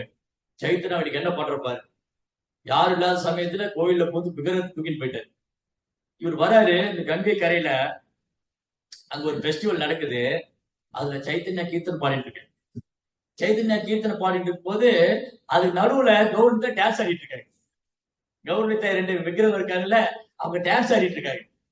இதை பார்த்த உடனே கௌரிதாஸ்க்கு ஆச்சரியம் ஆயிடுச்சு. என்னடா அது, பகவானுக்கு கூட்டத்துக்குள்ள டான்ஸ் ஆடுறாரு, பக்தர் கூட்டத்துக்குள்ள அவரு சைத்தன்யா 2 கை வச்சு டான்ஸ் ஆடிட்டு இருக்காரு. அப்போ கௌரிதாஸ் கையில கம்பு இருக்கிறத சைத்தன்யர் பார்த்துட்டாரு. ஆஹா, வந்துட்டாரு இவருக்கு, சொல்லாம ஓடி வந்துட்டாரு. சைத்தன்யர் மேல உள்ள அன்புனால கௌரவத்தை விக்கிரகம் என்ன பண்ணாங்க, அவங்க டெம்பிளை விட்டு ஓடி வந்துட்டாங்க, ஆல்டர் விட்டு இறங்கி வந்துட்டாங்க. இப்போ கௌரிதாஸ் வந்திருக்காரு, அவர் பார்த்த உடனே எங்க ஒளிச்சுக்கிறதுன்னு பாக்குறாங்க, எங்க ஒளிச்சுக்கிறது இந்த கூட்டத்துக்குள்ள. அப்போ சைத்தன்யர் என்ன பண்ணாரு, அந்த கௌரங்கர் என்ன பண்ணாரு, கிருஷ்ண சைத்தன்ய மகாபிரபு சைத்தன்யோட இதயத்துக்குள்ள போய் ஒழிச்சுக்கிட்டாரு. எல்லார் முன்னிலையும் கௌரிதாசர் பாக்குறாரு, மகாபிரபு போய் சைத்தன்யதாசோட இதயத்துக்குள்ள போய் ஒழிச்சுக்கிட்டாரு. ஒரு கம்பை தூக்கி போட்டு ஓடி வந்து தன் சீடனை கட்டி தள்ளி, இவர் இதயத்துக்குள்ள சைத்தன்யம் இருக்கிறதுனால அவருக்கு இருதய சைத்தன்யான்னு பேர் வச்சு. அந்த இருதய சைத்தன்யர் தான் சாமான்களுடைய குரு. அவர் தான் துக்கி கிருஷ்ணான்னு பேர் இருந்தது. அவங்க பேர் துக்கி இல்லப்பா, இல்லைன்னு உங்க பேர் துக்கி கிருஷ்ணான்னு பேர் வச்சார். அவர் தீட்சை கொடுத்துட்டு நீ போய் விருந்தாவன்ல போய் ஜீவகோசாமிட்ட சாஸ்திரம் படிச்சுக்கோன்னு அனுப்பிச்சு வச்சிட்டேன். இங்க வந்து என்ன பண்ணாரு, அந்த ராசலீலை நடக்கூடிய இடத்துக்கு கூட்டி பெருக்கிறாரு. ஒரு நாள் கூட்டி பெருக்கிட்டு இருக்கும் போது ஒரு கொலுசு கிடைச்சது. அந்த கொலுசை தொட்ட உடனே அப்படியே ஒரு ஷெவரிங்கா, அப்படி பயிரெல்லாம் குத்திட்டு கண்ணுல இருந்தெல்லாம் கண்ணீர், அப்படி கிருஷ்ணா கிருஷ்ணா கிருஷ்ணா அழுது அப்படி மயங்கி விழுந்துட்டேன். கரண்ட் பாஸ் ஆன மாதிரி, கரண்ட் அடிச்சா ஷாக் அடிக்கும், கரண்ட் மேல போட்டா ஷாக் அடிக்குது இல்லையா, அந்த மாதிரி ஒரு பிரேமம். ஷாக் இல்ல, அது பிரேமம். அந்த அந்த கொலுசை தொட்ட உடனே அவர் பிரேமம் வந்து அப்படி உடம்பெல்லாம் மயிர் குத்திட்டு நாவெல்லாம் தழுது கிருஷ்ணா கிருஷ்ணா கிருஷ்ணா மயங்கி விழுது. அப்படியே கண்ணுல இருந்து அருவி மாதிரி கண்ணீர் வருது. அந்த ராதாராணி என்ன பண்ணாங்க, ராச நடனம் முடிச்சு போயிட்டாங்க. அங்க போய் பார்த்தா ஒரு காலில் தான் கொலுசு இருக்கு, ஒரு காலில் கொலுசு காணும். உடனே லலிதா சகி கூப்பிட்டாங்க, ஏ லலிதா, நீங்க நம்ம ராச நடனம் பண்ண கிருஷ்ணர் கூட அங்க கொலுசு விட்டுட்டு வந்துட்டு போய் எடுத்துட்டு வரையாது. இவர் என்ன பண்ணாரு, அந்த கொலுசு அப்படியே கண்ணு மேல வச்சுட்டு அப்படியே அழுதுட்டே இருக்கு, கிருஷ்ணா கிருஷ்ணான்னு அழுதுட்டு. இந்த லலிதா வந்து ஒரு பாட்டி ரூபத்துல ஒரு பொண்ணு, வயசான பொண்ணு மாதிரி வந்தாங்க. ஏப்பா நீதான் இந்த இடத்த கிளீன் பண்றியா? ஆமா ஆமா. என்னுடைய பேத்தி வந்து இங்க ஒரு பொருளை விட்டுட்டா, அது குடுக்குறியா நீ? ஓஹோ, உங்க பேத்தி தான் இந்த பொருளை விட்டாங்களா? இந்த பொருளுக்கு சொந்தக்காரங்க யார் வந்தான்னு கேட்டாங்களோ அவங்களுக்கு தான் கொடுப்பேன். இந்த பொருளுக்கு சொந்தக்காரங்க யாரும் அவங்கள வர சொல்லுங்க, அவங்களுக்கு தரேன். அவர் புரிஞ்சு போயிடுத்தவங்க, இது ராதாராணியோட தெரிஞ்சு போயிடுது. அப்ப ராதாராணி வந்தாங்க, அவர் ஆசீர்வாதம் பண்ண. இந்த கொலுசு எடுத்து நெத்தியில வச்சாங்க, அப்படியே ஒரு திலக்கு மாதிரி. நீங்க அந்த கோயில்ல மட்டும் போனா அந்த திருகாணி மாதிரி திலக்கு போட்டுப்பாங்க, இப்படி நேரம் 2 கோடு போட்டு இந்த இடத்துல திருகாணி பாருங்க. ஷாம் சுந்தர் டெம்பிள். அப்ப ராதாராணி சொன்னாங்க, இன்னில இருந்து உன் பேரு ஷாம் சுந்தர், ஷாமானந்த தாஸ். அப்புறம் ராதாராணி ஒரு பர்சனல் ஒரு டெய்லி அவங்க இதயத்திலிருந்து ஒரு கிருஷ்ணனுடைய விக்கிரகம் தராங்க. இதை நீ வர்ஷிப் போற. அழுதுட்டே இருக்க, கண்ணுல இருந்து அப்படியே அதிகமா இருக்கு. அந்த ஷாமானந்தர், அப்புறம் நரோத்தம் தாஸ் தாக்கூர் அண்ட் ஸ்ரீனிவாச ஆச்சாரியா 3 பேரும் குருக்குள்ள படிச்சாங்க சிவகோசாமி. அப்பதான் வந்து நித்யானந்தோடைய மனைவி இருக்காங்கல்ல, நித்யானந்தோடைய மனைவி யாரு?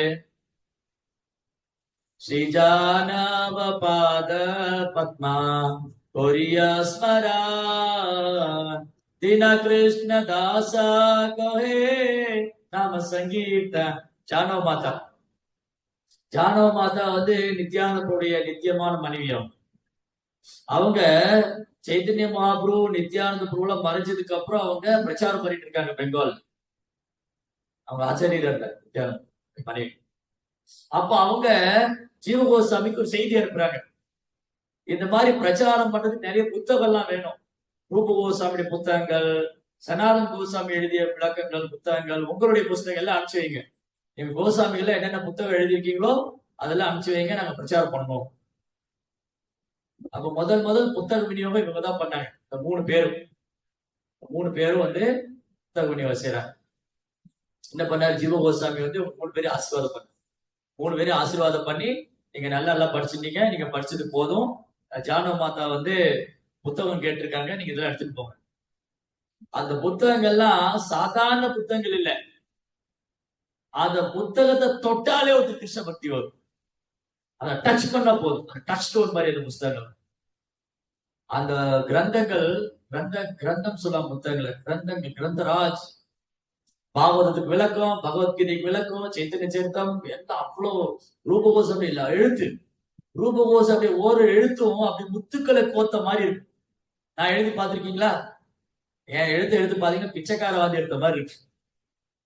அவ்வளவு மோசம், ஆத்தியமா மோசம். அது பிச்சைக்காரவாதி அவ்வளவு கேவலமா இருக்கு நான் எழுதுனா. ஆனா நீங்க அவர் ரூபகோசம் எழுத்த பாத்தீங்கன்னு வச்சுக்கீங்களேன், அப்படி ஒண்ணு முத்துக்கள் கோத்த மாதிரி இருக்கு. அப்படி அழகா இருக்கு. அந்த கிரந்தத்தை தொட்டாலே போதும், அப்படியே கிருஷ்ண பக்தி வரும்.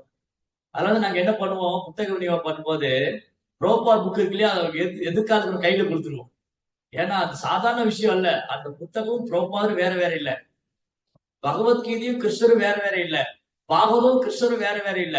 இந்த புத்தக விநியோகம் பண்ணும்போது என்ன பண்ணணும்னா, ஒருத்தர் வந்து நம்ம புக் வச்சு கையில வச்சு நின்றுப்போம், புக் வச்சு நின்றுப்போம், நம்மளே வச்சுட்டு கூடாது, புக் அவன் கையில கொடுத்துடணும். இல்லைங்க வேண்டாம், ஆனா நீங்க பாக்குறதுக்குலாம் காசு இல்லைங்க பாருங்க. அது ஒரு சில டைம் அப்படிதான் நடக்கும். நான் என்ன பண்ணுவேன், புத்தக விநியோகம் பண்ணும்போது புக்கு கையில கொடுப்பேன். இல்லைங்க வேண்டாங்க இருக்கட்டுங்க, இல்லைங்க வேண்டாங்க எங்க வீட்டுல இருக்குங்க, ஆனா பொண்ணு இல்லைங்க புடிச்சு பாருங்க. பாக்குறதுக்குள்ள ஒரு 50 புக்கு தொட்டாங்கன்னு வச்சுக்கோங்களேன். ப்ரோபார் புக்கு வந்து மெட்டீரியல் இல்ல, இந்த ப்ரோபார் புத்தகம் வந்து பௌத்திகமானது இல்ல. அது இது ப்ரோபாருடைய லைஃப், அவர் இதுல இருக்காரு.